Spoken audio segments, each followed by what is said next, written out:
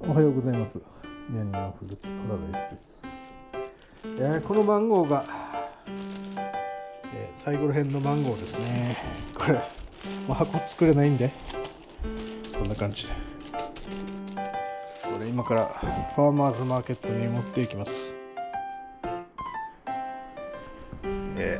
う全部もう片して、これもないですね、これ。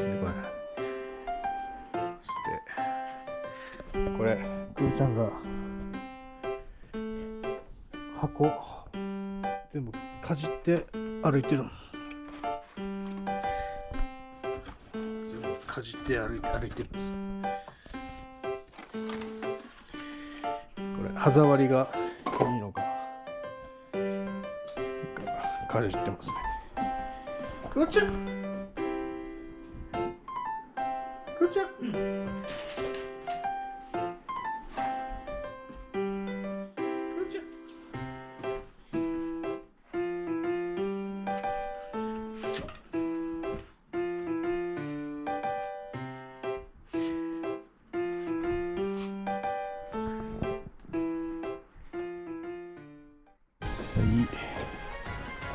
今日は雨ですな。